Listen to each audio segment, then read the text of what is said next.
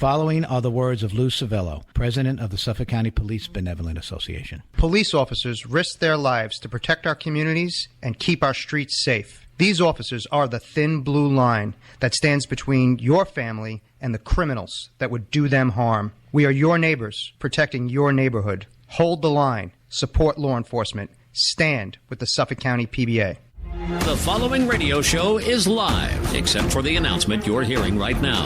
Welcome back to Your Island Live with your host, Tom Schiliro, on 103.9 LI News Radio. And once again, welcome back. Moving right along every other week, we have with us the great president of the Suffolk County PBA, Lou Civello. Always great to have Lou on. I get so many responses from our listening audience after Lou is on, and we'll talk a little bit about that, because I find it interesting and fascinating when you compare the state of policing all across the country. But let's say hello to PBA President Lou Civello. Hey, Lou, what's going on, my friend? Hey, good afternoon, Tom. Not too much. Great to be with you. Absolutely. Now, when you think about it, a couple of things have happened in the last couple of weeks. I heard a spokesperson, probably your counterpart in Washington, D.C., of the Washington Metro. I believe it was their PBA or their FOP segment that's there. And he said the membership now is more reinvigorated. It's energized, more so now than they could even remember in recent times. And this is because the President of the United States, which has some jurisdiction over the federal area of what the District of Columbia represents, he can't certainly do this in all the other cities without the way he's doing it in Washington, D.C. But what the president of that PBA, we'll call it the PBA for now, said is that there's a new life, there's a new vigor in the men and women of their police department, because now they feel supported. Is that, and I guess we could all say yes to that, but what, is that all it took? Is that all it took to get police officers to feel that the community is backing them, that the community has their support, has their back in anything that they do, which results in some of the lowest crime rates in the last 4 weeks in Washington, D.C. that we've had in like a decade? Lou? Yes. Yeah. You know, Tom, it really is a simple solution. It's just support your police, let them do their jobs, let them do the thing that they took the job to do, which is protect the public, to lock up the people that are out there preying upon the citizens, and to do so in a manner where they're not worried about not only being hurt by the criminal, but worried about, you know, being arrested, fired, having the government turn on them for simply doing their jobs. I think once you unhandcuff the police, as the president did, that does breathe new life, because by and large, police officers are dying to get out there and do their job. We want to do these jobs. This is what you devote your life to as a police officer. You take these jobs because it's a vocation, because you want to do public service, because you want to serve the community. You want your children and people to have a safe place to live and work. And allowing police to do their job without the fear of reprisal from activist DAs, without fear of reprisal from woke politicians, that absolutely breeds new life, and that really is the solution that's needed across the country in these woke cities where crime is spiraling out of control. Yeah. And again, I mean, I'm looking at the numbers. As of last Friday, don't forget, we just came through a Labor Day weekend. That's usually a tremendous amount of crime takes place. Chicago had 57 shootings and 8 murders. I mean, that's disgusting. And yet in D.C., they had one last week, and I think they had one over the weekend, compared to that number should have been about 7 or 8 within a 9 or a 10-day period. So it is working. In addition to that, they were plotting the type of arrests in terms of attempted carjacking, robbery, and well over 800 people were arrested. Now, I want to make this known that most of those arrests, now the National Guard is not making arrests. They are detaining individuals for the Metro Police Department to get there, as well as their federal partners, which are doing patrols like ATF, DEA, and so on. They haven't hired a whole lot of cops in the Metro PD, so therefore they were short-staffed. But the number of individual arrests that took place was almost like 20-fold normally. So the more you get the bad people off, And I want to add one other thing, and then we'll get your comment. They did away with cashless bail because the president has that right to do that. Said no. When you arrest somebody and they got 10 collars on their sheet, on their rap sheet, we're going to hold them because they're only going to make it number 11 or number 12. Common sense stuff. So the number of crime elements that have reduced in Washington, D.C., when you make that effort, in addition to what we started talking about, Lou, is the Metro Police Department being all thrilled about what's taking place. And I want to add one other thing. The number of officers that are calling in sick has reduced astronomically. They're coming to work. Lou, I don't know, man. Hey, to me, this looks like a recipe for success.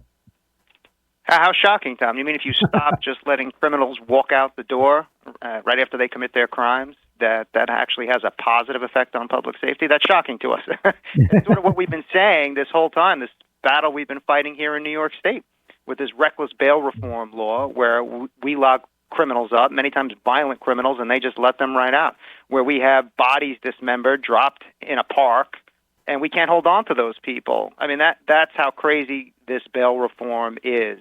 And to have the president walk in and say, hey, enough with this insanity. You know, when we have somebody, a recidivist, somebody repeatedly committing the same crimes, when we have crimes of a violent nature or a sexual nature, when we think you're a danger to the community, right, we're not just going to let you walk out, period.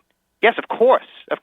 You know, despite what the woke politicians and these institutions of higher education, you know, the lies that they try to sell us, that these things don't matter. Of course they matter. Of course it matters when there's consequences for your actions, when you actually have a consequence when you get locked up for a crime, when you're not just going to walk out and be out before the police officer finishes their paperwork.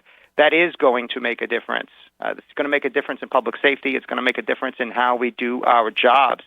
It makes a difference to know that the president has their backs.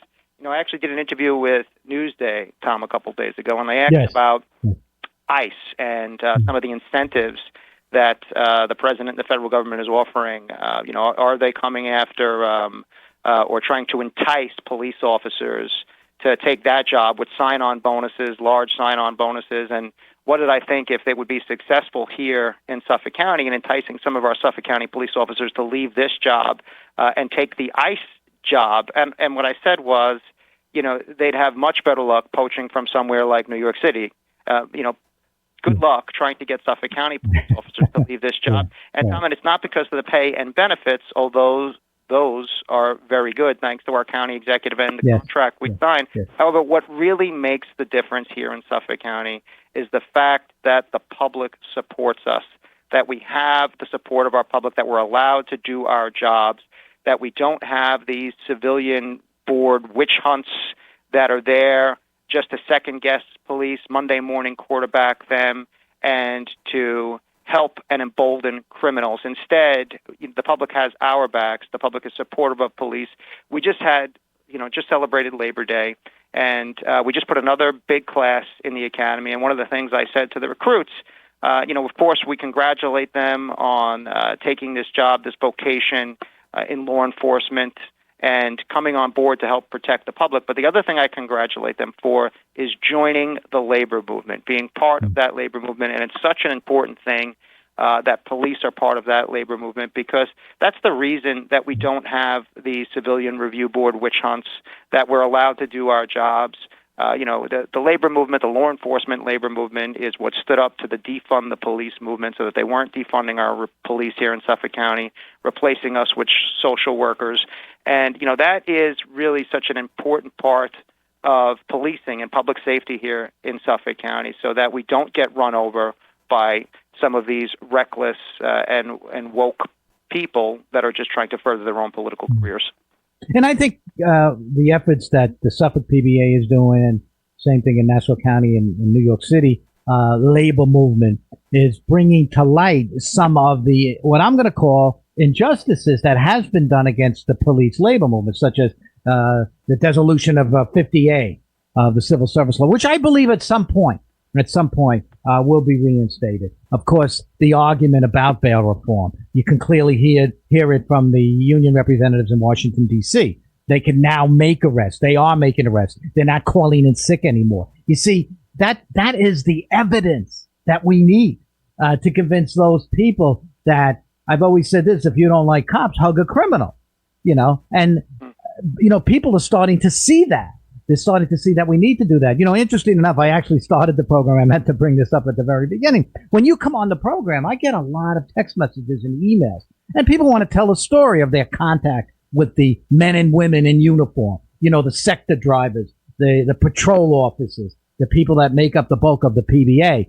And the stories are incredible. Just the mere fact of getting an elderly woman who gets a flat tire on the LIE. Now she's shuffling around. Many of them don't even know how to work a cell phone in an emergency or to call AAA. And next thing you know, there's a highway patrol officer that's there changing the flat tire, making sure that they're okay. And I know that's a small gesture, but that goes a long way to people's confidence in their police department and what we have a great police department about. And yet you're not going to see that in cities where they ravage their police departments with all this woke stuff that we see going on. So I think we have a lot to be thankful for. But at the same time, the task before you and your counterparts throughout the country is to make that known, particularly up in Albany. Right after you, when you're on this program, we have Ray Tierney. Ray says a lot of the same things that we're talking about, be it the bail reform, 50A and issues like that, and how to protect our police officers and so on. So I think we have the ingredients for success, albeit through a lot of the context I get from listeners after that you're on, but also what we're feeling out there and how good it is. I sometimes I feel jealous that for the other municipalities that don't have what we have. Okay. And I think that's, I shouldn't have used the word jealous. I said, I feel that they're envious of us, of what we have here. Lou? We have such a great iteration of leadership here in Suffolk County, starting with our excellent DA, who is out there, and he's a leader in the country, really, as far as prosecuting violent crime, breaking these gangs, fighting against fentanyl. He is such an asset to us here in Suffolk County, and with our police commissioner, Kevin Catalina. You mentioned changing tires, Tom, and I know the commissioner loves to see that. He loves to see our officers out there rolling up their sleeves and just doing simple gestures to help the public, changing that tire, pushing that car off the road to safety. Yeah. Just even engaging with the community, walking into the bagel shop in the morning and having some conversations, making people feel safe, that community policing. And I know he himself, we took on that street task force where we had those street racers that were just endangering our roads, endangering our families. And he himself, the commissioner, has actually pulled people over. He's told me that he's never actually written a summons, but he's at least as in his role as commissioner. But he actually has stopped people as commissioner to issue a warning, and that's how close he holds it. So just a guy who leads from the front, a guy who leads by example. So he's doing an excellent job, and so is our elected, led by County Executive Romaine. Again, I just mentioned we put another class in of police officers. We can't do this job, Tom, if we don't have the resources, if we don't have the manpower. You hear that mantra, and this is something that County Executive Romaine mentioned on our podcast of we'll do more with less. And he said, you know what you do with less? Less. Period. He goes, I'm here to provide the resources. The thing that Suffolk County taxpayers are paying for. More police officers on the street doing their job, locking up criminals, making people feel safe, keeping this county safe. So again, kudos to him. It all starts with the county executive and the legislature giving those resources to get that job done, that police mission done. When you think about the difference in elected officials, be it in Suffolk County, Nassau County, Chicago, Los Angeles, that wacko mayor up in Connecticut somewhere, what a Mayor Wu or whatever the heck the name is.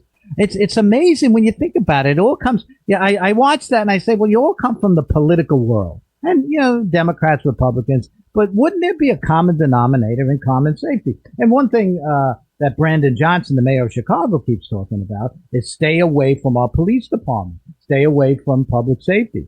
This is our responsibility. But the Chicago Police Department, again, it's a great police department, but they have no leadership coming from the public administration. They can't do their job. It's incredible, the fight that they're giving them. And they keep putting out the crime statistics of Washington, D.C. before Trump got involved, before any good government agency got involved, and what's happening now. And then you do the same thing in Chicago. Chicago, as I said, 57 shootings, 8 dead over the weekend. Those are 8 people that probably didn't have to die if you did it right over there. I mean, this is a crisis in this country right now, and every police department is almost caught in between this. Lou? Yes, and we just had some of our board members over in Chicago. We went to a UCOPS meeting, United Coalition of Police Officers. And you know what the problem is with these mayors, Tom, is that they shirk their responsibility, right? They have completely abandoned their responsibility to the public and protecting the public. And their only, perceived responsibility is to the left wing of their party, where they go further and further left, and those deaths are collateral in their view. And I don't blame the President of the United States for saying enough, and that he's going to do everything in his power to protect the public, because that is his responsibility as the commander-in-chief of this country. Now, you don't want the president to have to come in and police your city, or at least you shouldn't want that, right? That is your job, and you should be doing it, but you're not. That's the bottom line. And for the president to have to come in and deploy the National Guard, or in D.C. to have to reverse these woke, crazy laws, that shouldn't be the case. That should be the state officials. They should be doing their job. The state officials here in New York State should be doing their jobs. We still haven't made adequate changes to bail reform here. You still have a revolving door of justice here.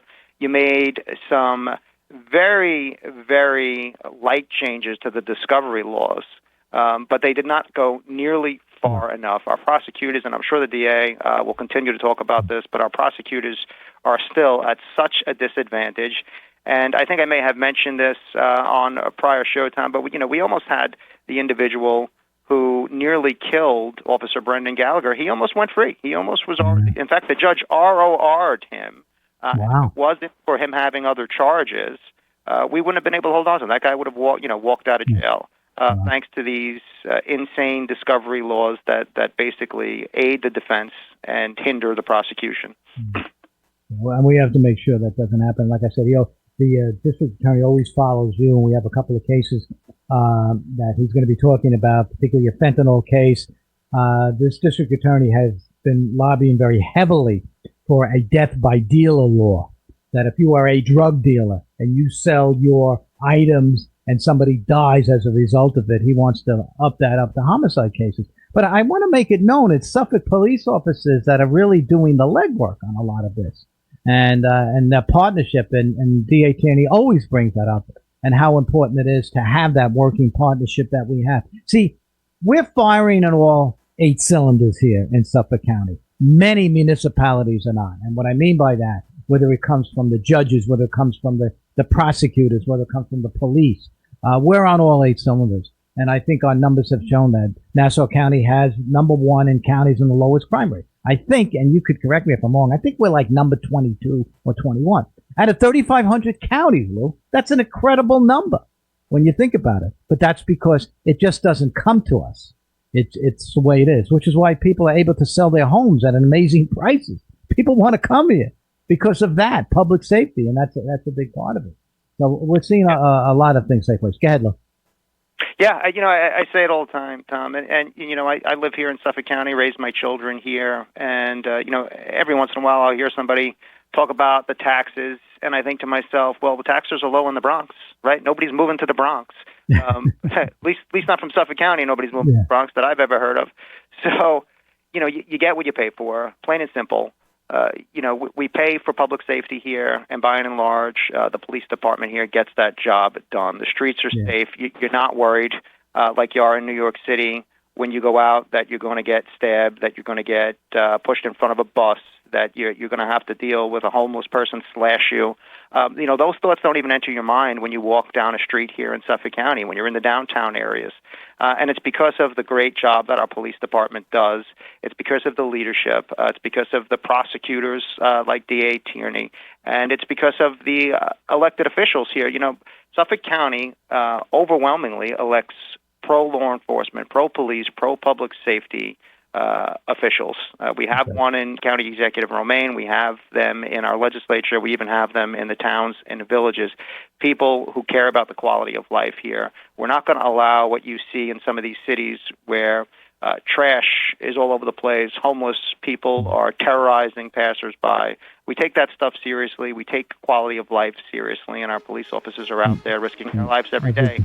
This is a great place to live. Once again, President Lou Civello, Suffolk County PBA. Lou, we'll talk again in a couple of weeks, my friend. Always a pleasure. Thanks, Tom. Thank you. Okay, we'll take a short break. When we get back, District Attorney Ray Tierney coming up next. Some good cases. And then, by the way, folks, we'll be taking your phone calls at 1:35. We'll be right back.